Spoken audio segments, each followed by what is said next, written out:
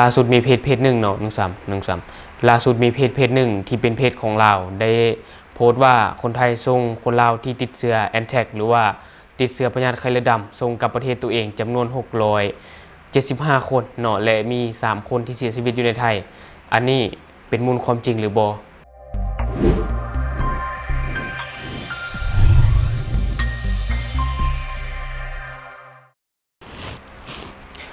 สวัสดีท่านผู้ชมกลับมาพบกับช่องทอล์กนิวแล้วข้อที่เราอยากจะนำเสนอในมื้อนี้ก็คือในมื้อนี้เนาะเราได้เลื่อนเฟซไปเห็นเพจหนึ่งที่เป็นเพจของลาวเนาะบ่แน่ใจว่าเป็นเพจของทางการหรือบ่ที่ได้มีการโพสต์ว่าคนไทยได้ส่ง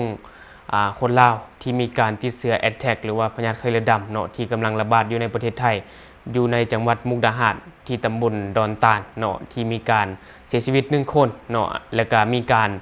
แพร่ลามไปเรื่อยๆในปัจจุบันก็ถือว่ากำลังแพร่ระบาดอยู่ในประเทศไทยซึ่งทางการไทยเองก็ได้มีการสกัดกั้นเนาะและได้มีการกดเสื้อกดอย่างต่างๆเนาะและมีคนกำลังรักษาอยู่ซึ่งพยาธิดังกล่าวก็ต้องยอมรับเลยว่ามันเคยเกิดขึ้นอยู่ในลาวแล้วเนาะพยาธิตัวนี้เนาะใน2024ที่ผ่านมาแต่ว่าบ่ได้มีผู้เสียชีวิตใดๆเนาะสำหรับอยู่สปป.ลาวและในปี2025นี่ก็คือเกิดอยู่ที่ประเทศไทยเนาะเกิดอยู่ที่จังหวัดมุกดาหารของประเทศไทยและในมื้อนี้เองก็มีเพจหนึ่งที่เป็นเพจของเราเนาะบ่แน่ใจว่าเป็นเพจของทางการหรือบ่ที่ได้มีการโพสต์ว่าคนไทยได้ส่งคนลาวจำนวน675คนเนาะกลับคืนประเทศตัวเองและมีคนเสียชีวิตอยู่ในประเทศไทย3คนซึ่งเราได้เห็นข่าวนี้เนาะเราก็ต้องตกใจว่ามันเป็นข่าวแท้หรือบ่อันนี้เราก็บ่มั่นใจเราก็ได้ไปเช็คที่กระทรวงสาธารณสุขของประเทศไทยเนาะว่าได้มีการโพสต์ข่าวนี้ออกมาหรือบ่แต่ว่ากระทรวงสาธารณสุขของประเทศไทยเนาะก็ได้มีการยืนยันว่ามีผู้เสียชีวิตเพียงแต่1คนแต่ว่ามีผู้ติดเชื้อเพิ่มขึ้นเนาะอันนี้ก็ต้องติดตามข่าวไปนำกันเนาะและอันนี้เนาะสำหรับผู้เสพข่าวก็ต้องเสพข่าวยังมีสติเนาะอีกอย่างเฮาบ่ได้เช็คแต่ในกระทรวงสาธารณสุขเนาะเฮาไปเช็คในเพจข่าวหลายๆเพจของประเทศไทยที่เป็นเพจดังๆเนาะบ่ว่าจะเป็นไทยรัฐทีวีบางอย่างต่างๆเนาะแน่นอนแหละ28บ่พวกนี้เฮาได้ไปเช็คมาแล้วเฮาคิดว่ามันเป็นข่าวแท้เฮาก็ต้องตกใจว่าบอกว่าอยู่ประเทศลาวจะมีการติดเชื้อและคนไทยจะมีการส่งคนลาวกลับมาประเทศหลายปานนี้เนาะเพราะว่ามันเป็นข่าวใหญ่เด้ถ้าว่าเป็นปานนี้มันบ่ทำผู้ชมแต่ที่จริงแล้วอยู่ในประเทศไทยมีแต่คนเสียชีวิตแต่1คนเท่านั้นเนาะอยู่ที่จังหวัดมุกดาหารเนาะตำบลดอนตาลอันนี้ก็ถือว่าเสพข่าวยังมีสตินะท่านผู้ชมเพราะว่าในปัจจุบันเพจข่าวปลอมมันหลายและเพจที่นำเสนอมานี่เนาะเฮาก็บ่แน่ใจว่าเป็นเพจทางการของลาวหรือบ่เนาะซึ่งเพจนี้เนาะมีชื่อว่าผู้กูดจอมเล็กเนาะแล้วก็มีผู้ติดตามอยู่ที่68,000 กว่าคนเนาะอันนี้ก็ถือว่าหลายเติบฉะนั้นเฮาเลยบ่มั่นใจว่าเป็นเพจของทางการหรือบ่เพราะว่ามันเป็นเพจของทหารเนาะที่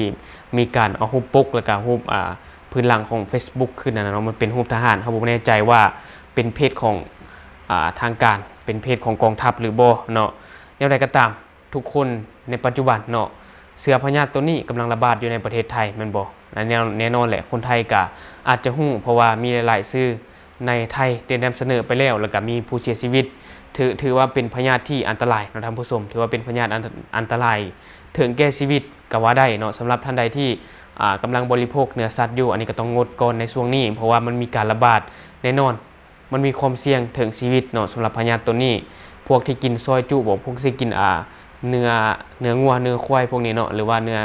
แบะเนื้อแกะพวกนี้อันนี้ก็ต้องงดก่อนเพราะว่ามันมีความเสี่ยงที่จะติดเชื้อเพราะว่าอีกอย่างเชื้อพยาธิตัวนี้มันทนความร้อนและก็ความเย็นได้ดีท่านผู้ชมและอยู่ในดินได้เป็นระยะเวลาเป็น10 ปีพุ่นแหละถือว่าโดนเติบมันบ่อีกอย่างเฮาไปซื้อซีนกินอยู่ตลาดนำบ่ท่านผู้ชมเฮาก็บ่ฮู้ว่าซีนตัวนั้นมันผ่านหยังมาเด้มันบ่เฮาบ่ฮู้ว่างัวที่เขาฆ่ามาที่เขามาขายอยู่ตลาดเป็นงัวที่ฆ่าเองบ่หรือว่างัวที่ป่วยแล้วเขามาฆ่าขายแบบนี้มันก็มีคือกันเฮาบ่ฮู้เนาะท่านผู้ชมแต่ทางที่ดีงดเอาไว้ก่อนเนาะจะเป็นการดีและสำหรับลาวเฮาเองกรุณาเสพข่าวยังมีสติเนาะอย่าลงเชื่อเพราะว่าจะอะไรก็ตามควรเช็คข้อมูลให้ละเอียดก่อนที่จะไปคอมเมนต์หลังจากที่เราโพสต์ลงซึ่งเจ้าของเพจดังกล่าวก็ได้ลบโพสต์ออกไปแล้วเนาะได้ลบโพสต์ออกไปแล้วซึ่งเฮามาซอกในตอนแรกนี่ก็คือบ่เฮ็ดแล้วก็คือทางเพจเพิ่นได้ลบออกไปแล้วเนาะถ้าหากว่าเห็นแท้เฮาจะเก็บมาฝากท่านผู้ชมเนาะเพราะว่ามีคนคอมเมนต์หลายซึ่งเฮาก็ได้คอมเมนต์ไปว่าข้อมูลอ้างอิงมาจากไสต์เนาะอยากรู้ว่าไปเอาข้อมูลมาจากไสต์ที่โพสต์มาว่าที่ว่าคนไทยส่งคนลาวจำนวน675คนกลับมาประเทศแล้วก็มีคนลาวเสียชีวิตอยู่ในไทย3คนอันนี้บ่แน่ใจว่าเอาข้อมูลมาจากไสต์เนาะเฮาก็ได้ส่งไปแต่ว่าบ่มีการตอบและสุดท้ายก็ได้มีการลบโพสต์ไปมันบอก เนี่ยใดก็ตามท่านผู้ชมและในมื้อนี้เองเฮาได้ไปเลื่อนเฟซมันก็เกิดปรากฏการณ์หลายๆอย่างขึ้นเนาะบ่ว่าจะเป็นไฟไหม้เรือยอชต์อยู่ที่จังหวัดชลบุรีของประเทศไทยเนาะอันนี้ก็ถือว่าเสียหายหลายล้านเนาะเพราะว่าเรือก็แน่นอนแหละเรือเป็นราคาแพงเนาะเรือยอชต์เนาะเรือยอชต์คนไทยเขาของเรือยอชต์นะแน่นอนมันก็ต้องแพงอยู่แล้วเรือยอชต์พวกนี้และมันก็มีหลายๆข่าวในลาวเองก็เกิดไฟไหม้โซลูมรถไฟฟ้าอยู่ที่หน้าเวียงจันทน์เซ็นเตอร์เนาะอันนี้ก็ถือว่าได้รับความเสียหายหลายเนาะกับเหตุการณ์ที่มันเกิดขึ้นเนาะซึ่งอย่างไรก็ตามอยากให้ทุกคนระมัดระวังในการใช้ฟืนใช้ไฟอย่างต่างขอให้มีสติเนาะบอกว่าจะมันอย่างก็ตามหรือว่าในเฮือนตัวเองรู้สึกว่าบ่ปลอดภัยบอกก็คือเบรกเกอร์มาใส่เนาะที่มันจะเป็นตัวตัดไฟนะเวลาเกิดไฟช็อตหรือว่าไฟรั่วอย่างต่างๆมันก็จะตัดไฟเองนะเนาะอันนี้ไปซื้อมาใส่เพื่อความปลอดภัยในฤดูร้อนเพราะว่าในฤดูร้อนมันมีความเสี่ยงที่จะเกิดไฟไหม้มันสูงท่านผู้ชมและทั้งหมดก็คือข้อมูลเล็กๆน้อยๆที่เราจะเก็บมาฝากท่านผู้ชมในมื้อนี้เนาะก็คืออยากเตือนเอาไว้ว่า